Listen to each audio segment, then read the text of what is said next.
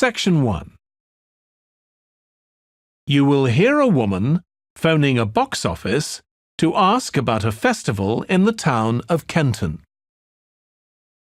First, you have some time to look at questions 1 to 5.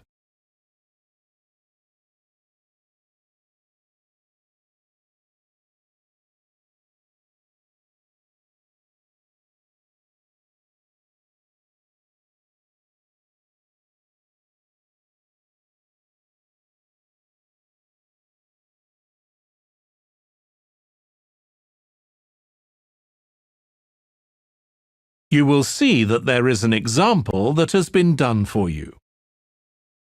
On this occasion only, the conversation relating to this will be played first. Good morning, Kenton Festival box office. How can I help you? Oh, good morning. I'm coming to Kenton for a few days' holiday next month, and a friend told me there's a festival. She gave me this number to find out about it. That's right. The festival begins on the 16th of May and goes on till the 19th. Oh, that's great. I'll be there from the 15th till the 19th. The festival starts on the 16th of May, so 16th has been written in the space. Now we shall begin. You should answer the questions as you listen because you will not hear the recording a second time. Listen carefully and answer questions 1 to 5. Good morning, Kenton Festival box office. How can I help you? Oh, good morning. I'm coming to Kenton for a few days' holiday next month, and a friend told me there's a festival. She gave me this number to find out about it. That's right. The festival begins on the 16th of May and goes on till the 19th. Oh, that's great. I'll be there from the 15th till the 19th. So, could you tell me the programme, please?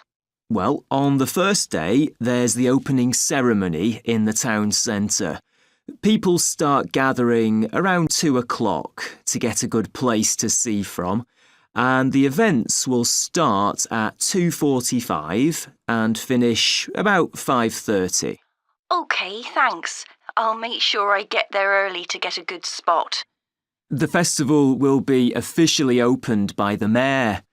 He'll just speak for a few minutes, welcoming everyone to the festival. All the town councillors will be there, and, of course, lots of other people. Right. Then there'll be a performance by a band. Most years we have a children's choir, but this year the local army cadets offered to perform, and they're very good. Uh-huh. After that, a community group from the town will perform a play they've written themselves, just a short one. It's about Helen Tungate. I don't know if you've heard of her. I certainly have. She was a scientist years ago. That's right. She was born in Kenton exactly 100 years ago, so we're celebrating her centenary. I'm a biologist, so I've always been interested in her. I didn't realise she came from Kenton. Yes. Well, all that will take place in the afternoon, and later, as the sun sets, there'll be a firework display. You should go to the park to watch, as you'll get the best view from there. And the display takes place on the opposite side of the river. It's always one of the most popular events in the festival. Sounds great. Before you hear the rest of the conversation, you have some time to look at questions 6 to 10.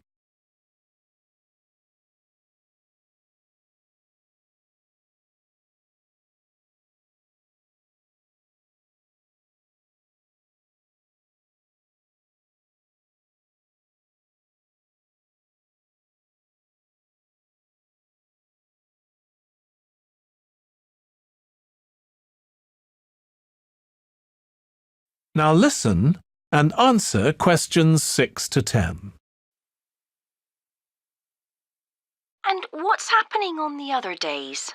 There are several events that go on the whole time. For example, the students of the art college have produced a number of videos, all connected with relationships between children and their grandparents. That sounds interesting. It makes a change from children and parents, doesn't it? Exactly. Because the art college is in use for classes throughout the festival, the videos are being shown in Handsworth House. How do you spell the name? Handsworth.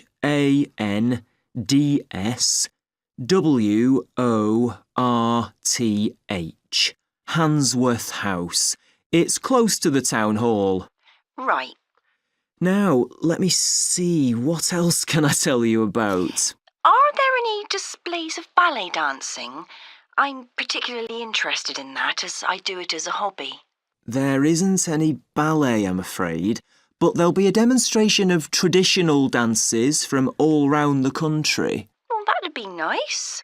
Where's that being held? It's in the market in the town centre, the outdoor one, not the covered market. And it's on at 2 and 5 every afternoon of the festival, apart from the first day. Lovely.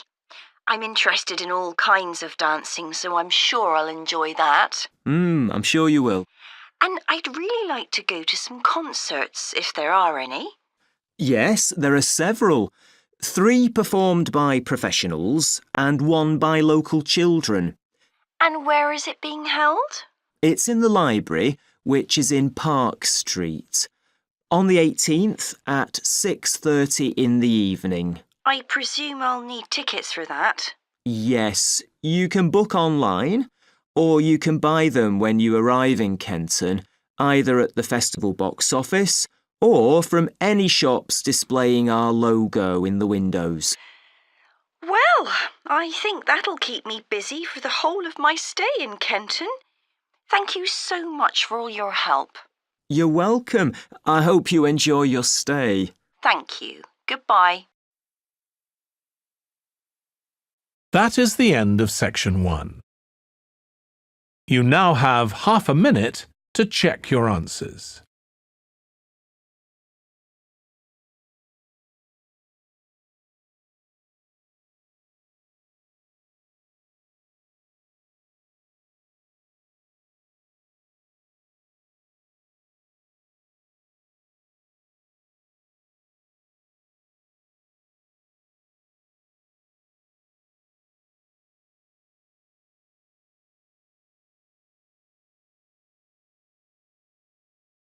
Now turn to section 2.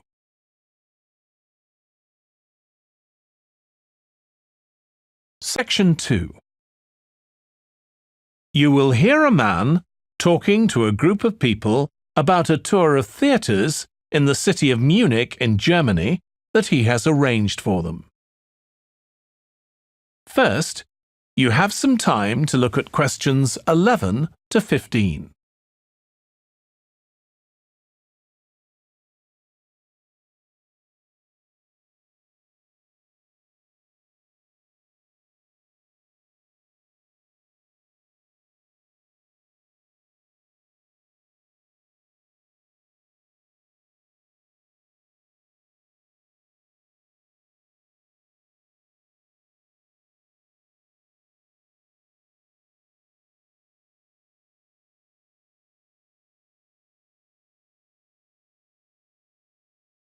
Now listen carefully and answer questions 11 to 15.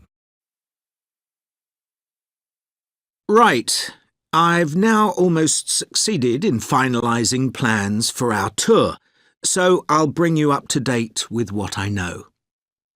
As you know, we're flying first to Munich on Monday the 4th.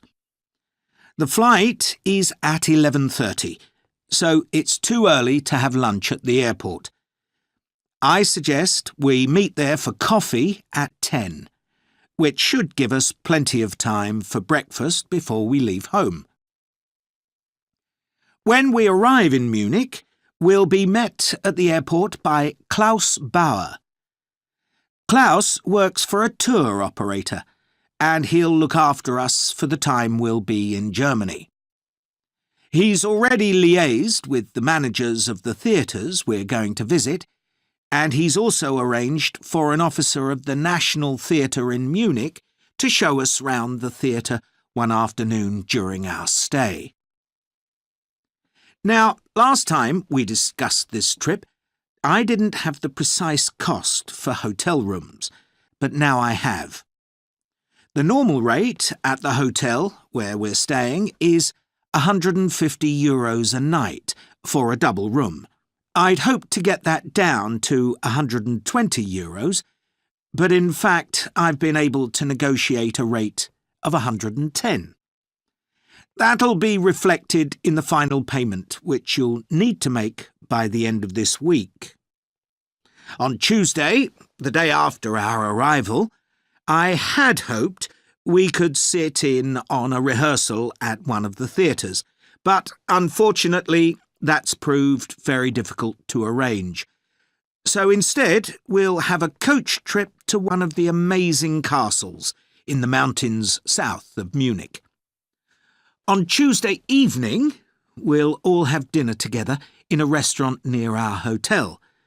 From talking to you all about your preferences, it was clear that a typical local restaurant would be too meat-oriented for some of you. Some of you suggested an Italian restaurant, but I must confess that I decided to book a Lebanese one, as we have plenty of opportunities to go to an Italian restaurant at home. On Wednesday afternoon, the director of the play we're going to see that evening will talk to us at the theatre. She'll describe the whole process of producing a play, including how she chose the actors, and, as the play we're going to see is a modern one, how she worked with the playwright. Before you hear the rest of the talk, you have some time to look at questions 16 to 20.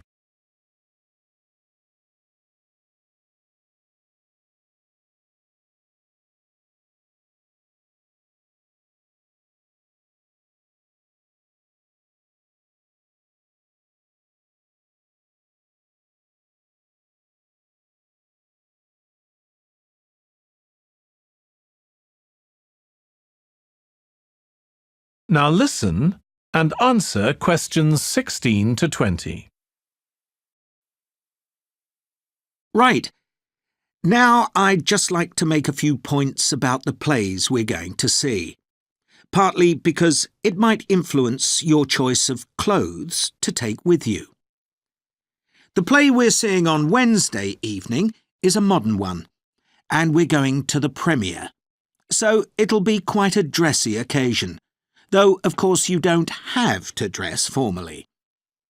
I gather it's rather a multimedia production, with amazing lighting effects and a soundtrack of electronic music, though unfortunately the playwright is ill and is unlikely to be able to attend. On Thursday, we're seeing a play that was first performed last year, when it was commissioned to mark 100 years since the birth in the town of a well-known scientist. We're going to see a revival of that production, which aroused a lot of interest.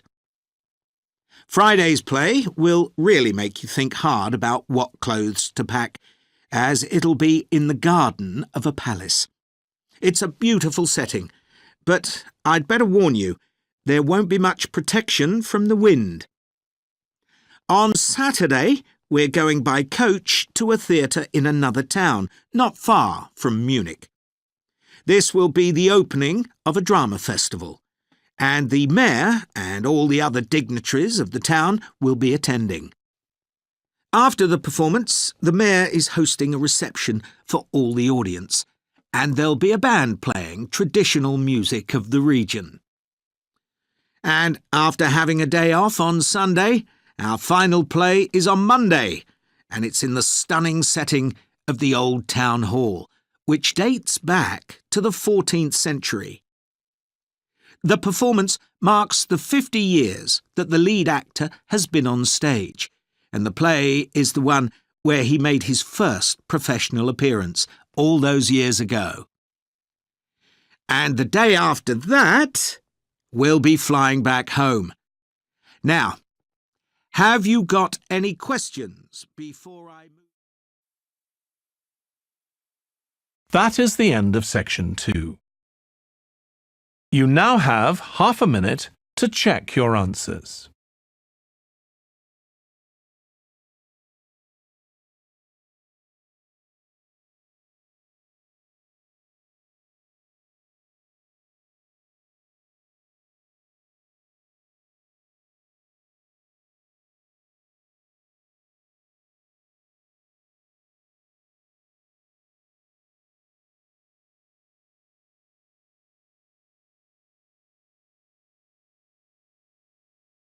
Now turn to section 3.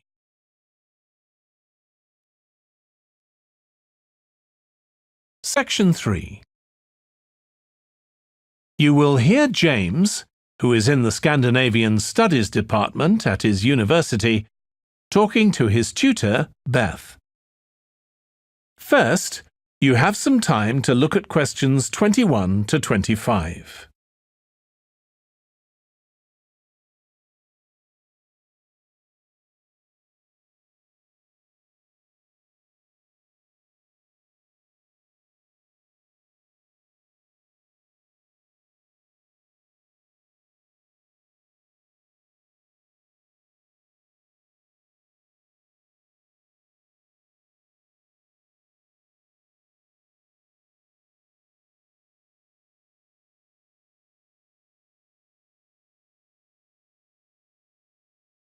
Now listen carefully and answer questions 21 to 25.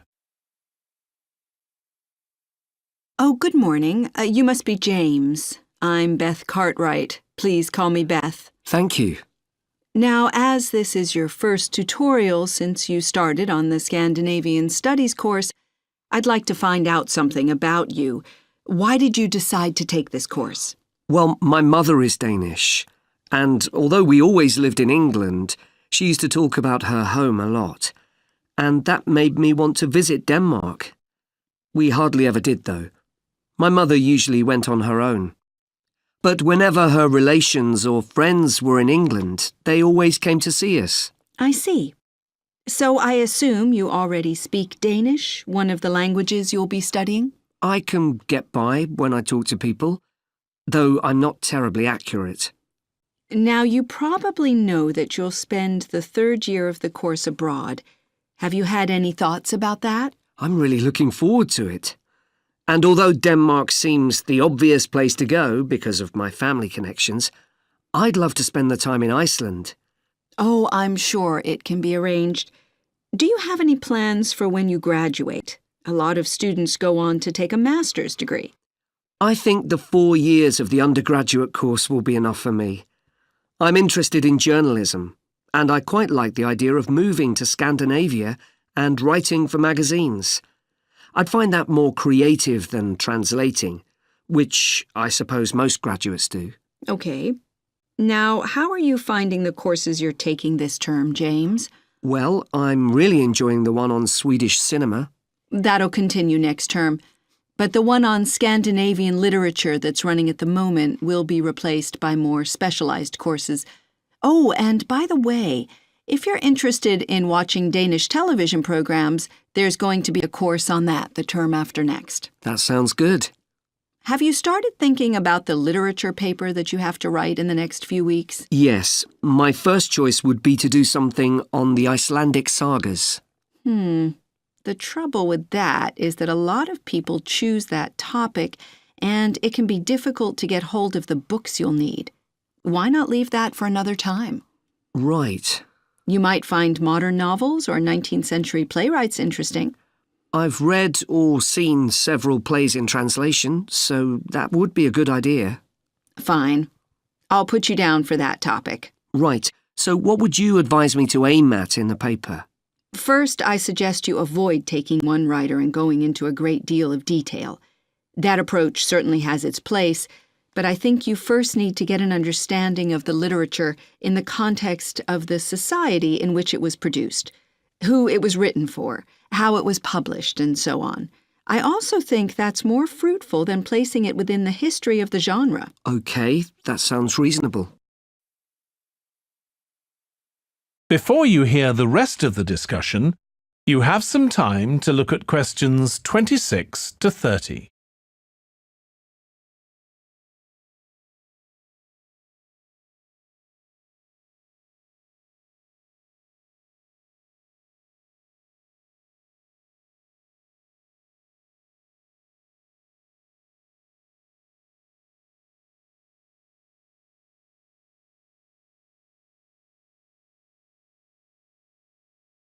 Now listen and answer questions 26 to 30.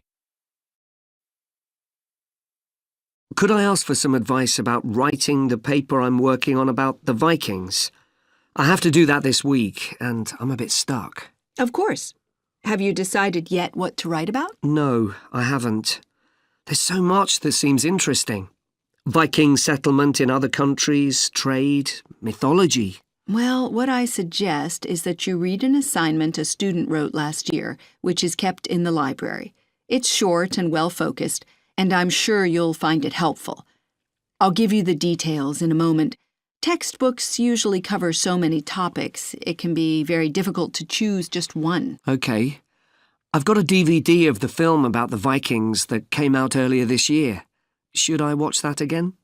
If it's the one I am thinking of, I'd ignore it. It's more fantasy than reality. But I've got a recording of a documentary that you should watch. It makes some interesting and provocative points, which I think will help you to focus your topic. Right. So then, should I work out an outline? Yes, just headings for different sections at this stage. And then you should start looking for suitable articles and books to draw on, and take notes which you organize according to those headings. I see. Then put short phrases and sentences as bullet points under each heading. Make sure that this skeleton makes sense and flows properly before writing up the paper in full. OK. Thanks. That's very helpful. That is the end of section 3. You now have half a minute to check your answers.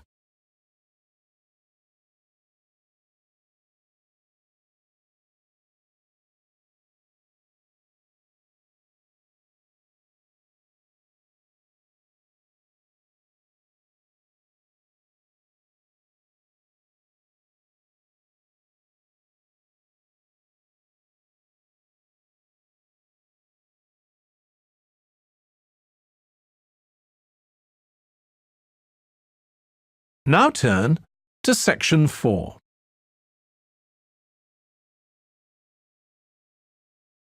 Section 4. You will hear part of a lecture about conflict at work, given by a business studies lecturer. First, you have some time to look at questions 31 to 40.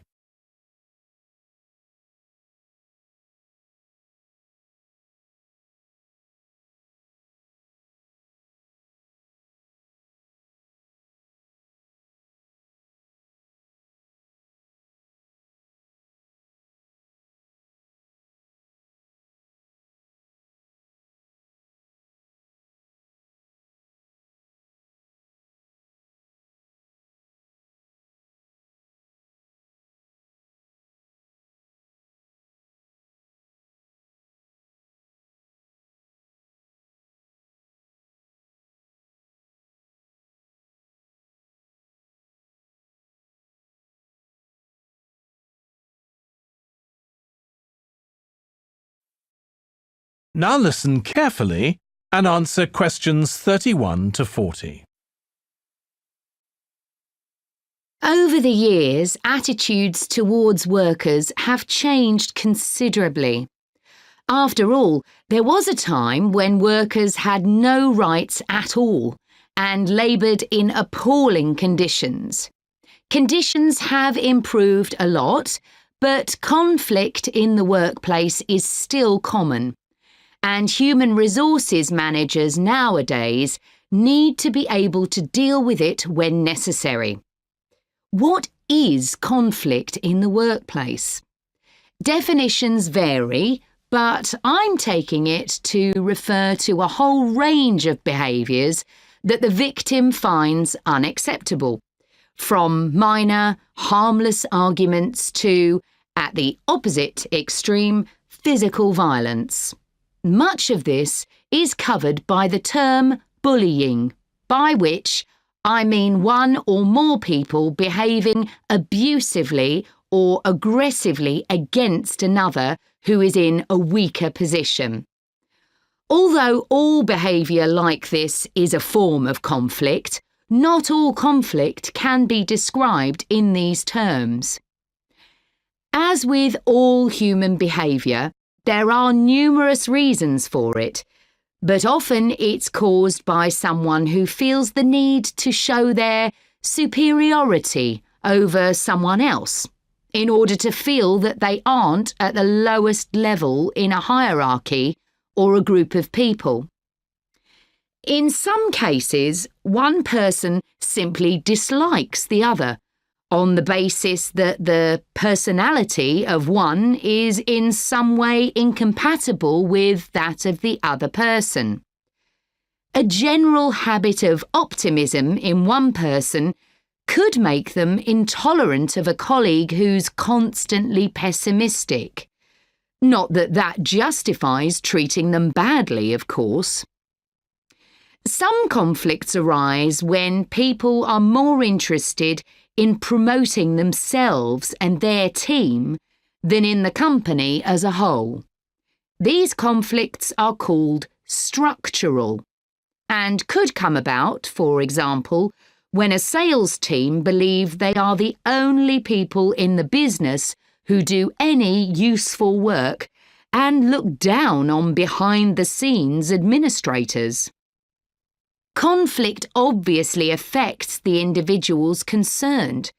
The situation is likely to be very stressful for victims, resulting in their absence from work, possibly for months.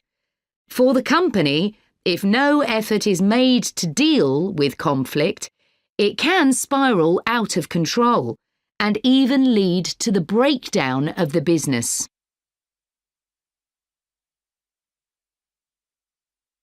Some interesting work with chief executives, CEOs, has uncovered some of the reasons why they may treat colleagues badly. Many CEOs combine two opposing characteristics: confidence, that is, the belief that they're capable of great achievements, with a high level of anxiety, a fear of missing targets, whether set by themselves or by the directors of the company. This combination can make them respond badly to anyone who questions their decisions. In a high-pressure work environment, such characteristics become problematic, and it's particularly difficult to tackle the situation where colleagues, managers, and board members are all trying to achieve their own visions. When they can't agree on strategic issues and on where they see the business going, there are real problems. For managers at lower levels within the organisation, it might seem that an autocratic form of management, where the chief executive gives orders and everyone else has to obey, would see more conflict than others. Interestingly, though, a company with a more democratic business model can suffer more when uncertainty about who to report to leads to conflicting demands. Now I'll say a little about dealing with the type of conflict that has harmful effects. Of course, the ideal is to prevent it arising in the first place. A good manager at any level will make efforts to earn the respect of the people they work with, particularly those who report to them. That will involve politeness in all communications and treating them as equals who happen to have a different role within the organisation. Sometimes, of course, conflict does occur and can get out of hand. In such cases, the Human Resources Department often gets involved. However, if one of the parties in a conflict sees human resources as simply a mouthpiece for the chief executive, then an external mediator might be able to help. By talking to both sides and trying to find the truth of what's been happening, they can build a clear picture of the situation and give feedback that both sides will accept, precisely because they're independent. That is the end of section 4. You now have half a minute to check your answers.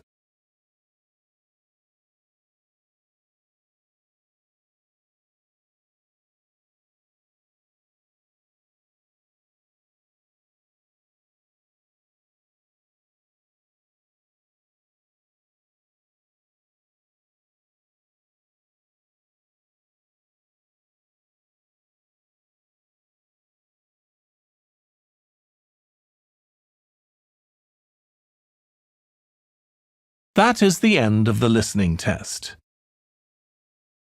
In the Ielts test, you would now have 10 minutes to transfer your answers to the answer sheet.